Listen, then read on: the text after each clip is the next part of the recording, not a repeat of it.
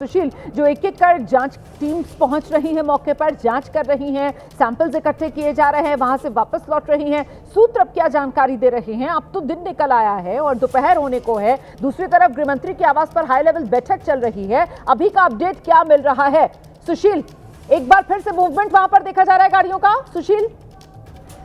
जो parking spot है रोमाना, यहाँ पर लगातार सुरक्षा एजेंसियां पहुंच रही हैं, चूंकि यहाँ से लाल किले के अंदर भी गाड़ियां जा रही हैं और इस पार्किंग लॉट पर लगातार जो जांच है वो बढ़ रहा है, क्योंकि यहाँ पर अभी थोड़ी देर पहले भी एनएसजी की जो टीम थी वो पहुंची थी। और साथ ही साथ ये जो सामने आप मेरे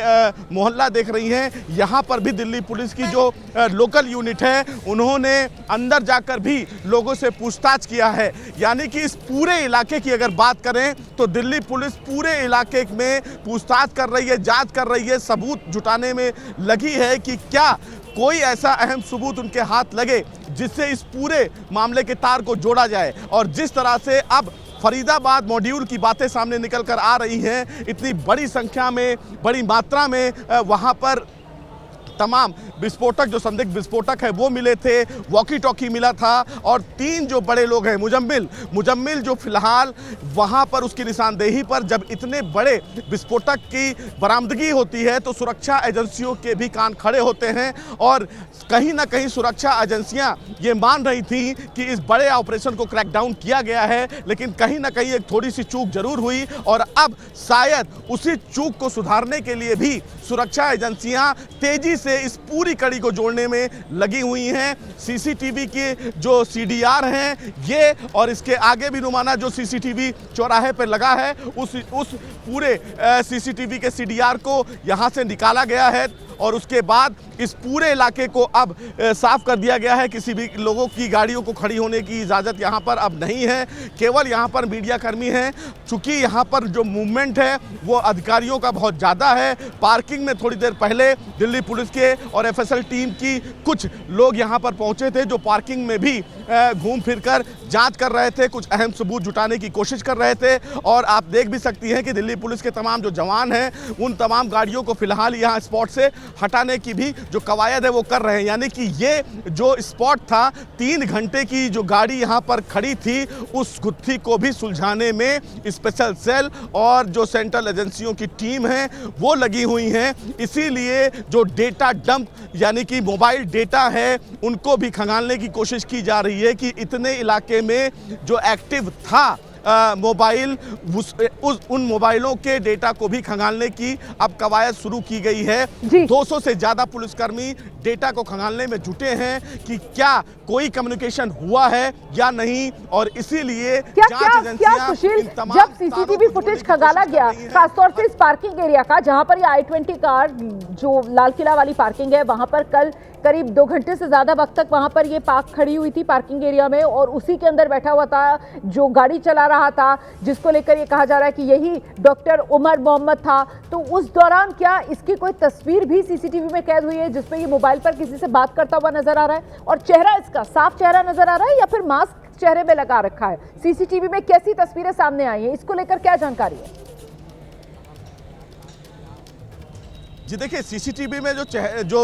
तस्वीरें अभी निकल कर आ रही हैं उसमें मास्क लगा हुआ चेहरा फिलहाल निकल के आ रहा है, क्योंकि फ्रंट पे सीसीटीवी नहीं था। और सबसे बड़ी बात है कि अगर इस इलाके में गाड़ी को पार्क किया गया है और इतनी सावधानी से पार्क किया गया है तो इसमें कोई दो राय नहीं है कि पहले इस इलाके में रेकी ना की गई हो। बिना रेकी के ये हो नहीं सकता है कि इन तमाम लोगों को, यानी कि ये जो कथित आतंकी हैं, इनको ये नहीं पता कि गाड़ी पार्क कहाँ होगी, पार्किंग से कितनी दूरी पर भीड़ भाड़ होगा, इसमें कोई दो राय नहीं है। और इसीलिए इसी जो सुनहरी मस्जिद की पार्किंग है, यहाँ पर फिलहाल गाड़ी को पहले पार्क किया जाता है। तो सबसे पहले यहाँ पर लोगों ने रेकी जरूर की होगी, यहाँ पर आकर उन्होंने देखा होगा कि अगर ऑपरेशन को अंजाम देना है तो गाड़ियों को खड़ी कहाँ करना है, कहाँ पर बैठना है और कितने बजे निकलना है, कितना भीड़ कितने बजे होता है, इन तमाम चीज़ों की बिना रेकी हुए ये फिलहाल इतनी बड़ी साजिश को अंजाम नहीं दिया जा सकता है। और जिस तरह से फरीदाबाद में अगर ये डॉक्टर रह रहे थे, जैसा कि जानकारी सामने निकल कर आ रही है, यहाँ फरीदाबाद अल फलाह कॉलेज और यहाँ से इन डॉक्टर्स का कनेक्शन, तो जाहिर सी बात है फरीदाबाद और दिल्ली में ज्यादा दूरी ज्यादा फासला तो है नहीं, तो बहुत मुमकिन है कि इन सभी डॉक्टर्स ने दिल्ली आकर दिल्ली में अलग अलग स्थानों की रेकी पहले से कर रखी हो और ऐसे में अपने लिए अलग अलग टारगेट्स भी इन्होंने सेट कर रखे हो। वो तो भंडाफोड़ हो गया। वक्त रहते वो डॉक्टर आदिल जो पश्चिमी उत्तर प्रदेश सहारनपुर से गिरफ्तार किया गया, डॉक्टर मुजम्मिल जिसकी यहीं फरीदाबाद से गिरफ्तारी हुई और उसी के निशानदेही पर ये करीब 3000 किलो अमोनियम नाइट्रेट विस्फोटक जो कल बरामद कर लिया गया था, उसी में एक नाम ये डॉक्टर उमर का जो i20 कार चला रहा था इसका सामने आया और ये i20 कार लेकर आता है और यहाँ लाल किले वाले इलाके में दोपहर में एंटर कर जाता है दिल्ली में। जो सीसीटीवी फुटेज दिल्ली के बदरपुर बॉर्डर से सुशील मिला है उसमें 3:18 का समय है। 3:18 वो फरीदाबाद वाला ही रास्ता है, वहां से अगर ये बदरपुर बॉर्डर पार करते हुए दिल्ली में आया होगा तो ऐसा नहीं है कि इसने दिल्ली में आते साथ ही लाल किला तक ये पहुंच गया होगा 4:15 बजे तक 4:30 बजे तक। आते साथ ही जो भी मंसूबा लेकर ये आया था इसने उसको अंजाम नहीं दिया, बल्कि इसने शाम ढलने का इंतजार किया और शाम ढलने का इंतजार करने का मतलब ये है कि इसने भीड़ बढ़ने का इंतजार किया ताकि ज्यादा से ज्यादा नुकसान ये पहुंचा सके। यही इसकी मंशा रही होगी। शुरुआती जानकारी में यही तस्वीर उभर रही है क्या सुशील? जी बिल्कुल रुमाना, इसमें कोई दो राय नहीं है। जैसा आप कह रही हैं कि जिस तरह से शाम का इलाका होता है लोग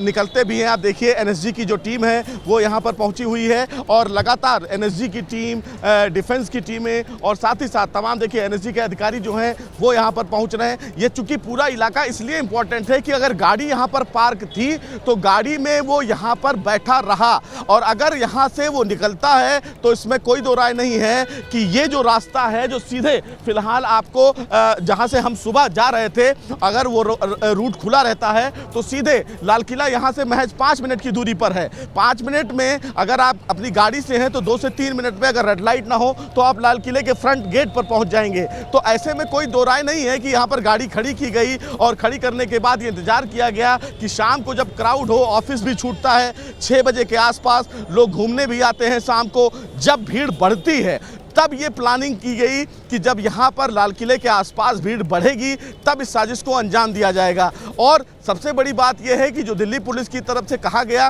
कि मूविंग कार थी, तो अगर मूविंग कार थी और ब्लास्ट होता है तो ये प्लान पहले से ही फिलहाल किया गया होगा कि कितने बजे उस इलाके में पहुँचना है जब भीड़ होगी, क्योंकि जब ब्लास्ट हुआ है और ब्लास्ट की जो डेंसिटी है उतनी तीव्र थी, इतना तेज था कि आसपास के लोग भी सहम गए, अफरा तफरी मच गई और जिस तरह से उसके आसपास की गाड़ियों के फरकच्चे उड़े हैं, इसमें कोई दो राय नहीं है कि ये अपने आप में एक बड़ी साजिश का हिस्सा है और शायद इसी साजिश के हिस्से को क्रैकडाउन करने के लिए सभी सेंट्रल एजेंसियां लगी हुई हैं। खुद गृह मंत्री अमित शाह मीटिंग ले रहे हैं और तमाम पल पल की जानकारी और अपडेट ले रहे हैं कि अभी तक जांच का प्रोग्रेस क्या रहा, कहां तक एजेंसियां पहुंची। अच्छा, और लगातार दिल्ली पुलिस की जरा ये भी बताइए पवन गौड़ भी हमारे साथ मौजूद है, जरा पवन का रुख कर लेते हैं और पवन से जानते हैं। पवन, वो हाई लेवल बैठक शुरू हो गई है गृहमंत्री के आवास पर। मैं आपसे ये जानना चाहती हूँ कि कल तक जो खबर सामने आई थी उसमें doctor Adil, doctor Muzammil, doctor Shaheen, इनकी गिरफ्तारी की बात आई थी। कुल 8 लोगों को कल गिरफ्तार किया गया था। सवाल ये कि डॉक्टर उमर का नाम कल ही सामने आ गया था, क्या कुछ और नाम भी इन डॉक्टर्स के नेटवर्क में अभी ऐसे मौजूद हैं जो पुलिस की रडार पर तो हैं लेकिन पुलिस की गिरफ्त में नहीं आ पाए हैं? जिस तरीके से कल तक ये डॉक्टर उमर का नाम उस लिस्ट में था लेकिन डॉक्टर उमर फरीदाबाद से निकल गया था, पुलिस की गिरफ्त में कल नहीं आ पाया था। पवन, देखिए रोमाना, जब जिस तरह से लगातार अब जांच आगे बढ़ती है तो तमाम लोगों के नाम सामने उसमें आते हैं और जिस तरह से आपने देखा कि जब पहले सहारनपुर से जब गिरफ्तारी हुई उसके बाद में वो पूरी जांच जो है वो पहुंची फरीदाबाद तक और वहां से डॉक्टर को गिरफ्तार किया गया। उसकी निशानदेही पर वो जो विस्फोटक सामग्री थी उसको बरामद किया गया। तमाम तरह के नाम जो है वो एक दूसरे से लिंक जुड़ते हुए चले जाते हैं और संभवतः ये जो ब्लास्ट है उसका भी कारण यही मतलब समझ में आ रहा है कि जिस तरह से लगातार जब वहां फरीदाबाद में छापेमारी हुई और कई सारे लोगों को जब गिरफ्तार किया गया, देर शाम तक सहारनपुर से लेकर दिल्ली तक तकरीबन 8 लोगों को जब गिरफ्तार किया गया, तो कहीं ना कहीं डॉक्टर उमर जो है इससे फ्रस्ट्रेट हो गया और उसको लगा कि अब कहीं संभवतः उसके भी पकड़े जाने का नंबर किसी भी समय आ सकता है। उसके चलते वो फरीदाबाद से फरार होकर और यहाँ लाल किले के पास पहुंचता है और यहाँ उस ब्लास्ट की घटना को अंजाम देता है। तो लगातार कई सारी कड़ियां जो है वो जुड़ रही हैं। अभी तक जांच एजेंसी जो है इसको बहुत ज़्यादा तरह से किसी के पब्लिक प्लेटफॉर्म पर आगे नहीं लेके आ रही है, क्योंकि किस किस लोग का नाम शामिल है और कौन कौन इसमें ऐड हो गए हैं, या क्योंकि पहले जो बात है सहारनपुर, फरीदाबाद, जम्मू कश्मीर के साथ साथ किसी और जगह से भी इसके तार जुड़ते हुए नजर आ रहे हैं क्या। तो ये सारी चीज़ें जो है रात भर जांच एजेंसीज ने जो अपनी जांच की है और उसके बाद में जो लगातार एक दूसरे से जो लोगों के संबंध मिले हैं लगातार, जो चाहे फ़ोन पे बात हो, जैसे सुशील भी बता रहे थे कि उस पूरे एरिया के जो फ़ोन के टावर्स हैं उनको लगातार अब जो खंगाला जा रहा है, डिटेल निकाली जा रही है, कॉल रिकॉर्ड्स निकाले जा रहे हैं कि क्या जो डॉक्टर उमर है उसने किसी से बात की, क्या बात की, तो वो कहाँ पे बात की, कहाँ से कोई उसको क्या कोई हैंडल कर रहा था, या यही डॉक्टर उमर जो है वही सबको हैंडल कर रहा था। वो सारी चीज़ें जो है धीरे धीरे जांच जब आगे बढ़ेगी तो ये सारी चीज़ें सामने निकल कर आएंगी, क्योंकि रात भर जांच एजेंसी ने अपनी अपनी जांच की। अभी आपको बता दूं, अब से थोड़ी देर पहले जो डीजी एनएसजी हैं वो भी गृहमंत्री के आवास पर पहुंचे हैं, क्योंकि एनएसजी की टीम भी लगातार पूरी रात जो है वो जहां विस्फोट हुआ था वहां पर लगातार उन्होंने भी अपने स्तर से जांच की है। एनएसजी भी लगातार, उनकी एक टीम होती है जो कि विस्फोट वगैरह में बहुत एक्सपर्ट्स होते हैं उनकी, क्योंकि ये विस्फोट जो है वो आम विस्फोट नहीं है, आरडीएक्स वाला। तमाम जो बातें जो सामने निकल के आ रही हैं, क्योंकि ना गड्ढा हुआ, ना काला ऊंचाई, ना छर्रे निकले, तो ये सारी चीज़ें कि आखिर किस चीज़ से ब्लास्ट हुआ, तो एक एक कड़ी को जोड़कर देखा जा रहा है कि इस पूरे जो विस्फोट हुआ पूरे मामले के तार जो हैं कहाँ से जुड़े हुए हैं, कौन कौन लोग इसमें शामिल हैं। लगातार प्रधानमंत्री नरेंद्र मोदी भूटान दौरे पर जाने से पहले उन्होंने गृहमंत्री से लगातार ब्रीफ लेते रहे, गृहमंत्री भी लगातार जो अधिकारी हैं उच्च अधिकारी हैं उनसे लगातार बातचीत करते रहे, स्पॉट पर जाते रहे। तो एक एक चीज़ की गहनता से जांच की जा रही है, एक एक जो कॉन्टैक्ट है उसको लगातार जांच एजेंसीज ट्रेस कर रही हैं, चाहे वो दिल्ली की बात करें, चाहे वो फरीदाबाद की बात करें, सहारनपुर की बात करें या जम्मू कश्मीर की बात करें, एक एक कड़ी को जोड़कर देखा जा रहा है और कि इस कड़ी के तार कहां उसमें सबसे महत्वपूर्ण हो जाएगा ये जानना कि ये जो धमाका हुआ, क्या इस धमाके में उसी अमोनियम नाइट्रेट का इस्तेमाल हुआ जो अमोनियम नाइट्रेट करीब 3000 किलो फरीदाबाद से बरामद हुआ था,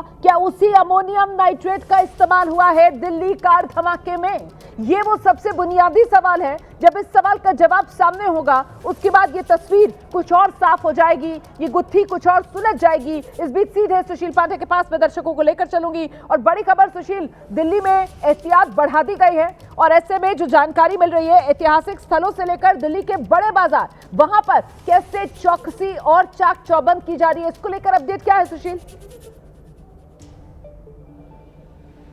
जी देखिए, जो हमें सूत्रों से जानकारी मिली है उस सूत्रों से जानकारी के मुताबिक दिल्ली के जितने भी ऐतिहासिक स्थल हैं उनकी सुरक्षा बढ़ा दी गई है। जो व्यस्ततम बाजार हैं, चाहे वो बात करें सरोजनी नगर, लाजपत नगर, करोल बाग, इन तमाम इलाकों में दिल्ली पुलिस की सुरक्षा को एक्स्ट्रा एफर्ट को देखते हुए कहीं ना कहीं बढ़ाई गई है, यानी कि सुरक्षा जो है वो वहाँ पर अतिरिक्त पैरामिलिट्री फोर्सेस को तैनात किया गया है। एहतियातन ये दिल्ली पुलिस की तरफ से कदम उठाया गया है, क्योंकि जिस तरह से राजधानी में लाल किले के पास ब्लास्ट हुआ है, ऐसे में दिल्ली पुलिस अब सुरक्षा के मामले में किसी भी तरीके से कोई भी कोताही बरतना नहीं चाहती। इसीलिए तमाम जो ऐतिहासिक स्थल हैं उनकी तो सुरक्षा बढ़ाई गई है, साथ ही साथ बड़े जो बाजार हैं वहां पर भी सुरक्षा बढ़ा दिया गया है। पैरामिलिट्री फोर्स और दिल्ली पुलिस के तमाम जो जवान हैं अतिरिक्त उनकी तैनाती की गई है। देखिए आप देखिए, लगातार डॉग स्क्वाड और एनएसजी की लगातार जो टीमें हैं उनका मूवमेंट है और लगातार इस पूरे इलाके को अब जांचा भी जा रहा है। दिल्ली पुलिस और एनएसजी की टीमें, आईबी की टीमें यहाँ पर लगातार पहुँच रही हैं। वजह यह है कि ये जो पूरा इलाका है उस पूरे इलाके के जो फिलहाल मोबाइल डेटा हैं उनकी जांच की जा रही है। तमाम जो आप देखिए एनएसजी के जो जवान हैं वो लगातार इस पूरे इलाके में अब जांच कर रहे हैं, पूरे इलाके में चलाया जा रहा है, क्योंकि अगर यहाँ पर धमाका अमोनियम नाइट्रेट के जरिए हुआ और डॉक्टर उमर जो सूत्र बता रहे हैं कि वही i20 गाड़ी में मौजूद था, वही गाड़ी फरीदाबाद से दिल्ली लेकर आया, कहीं ऐसा तो नहीं है कि उसने कुछ और साजिश अभी ऐसी बाकी छोड़ी हो यहाँ पर जिससे दिल्ली के लोगों को नुकसान पहुंच सकता है। इसीलिए डॉग स्क्वाड भी मौके पर पहुंच रहा है। एनएसजी के कमांडो से लेकर एनआईए की टीम से लेकर तमाम जांच एजेंसियों की टीम्स एक एक करके मौके पर जा रही हैं। बार बार पूरे इलाके को छाना जा रहा है, हर सबूत, हर सुराग इकट्ठा किया जा रहा है।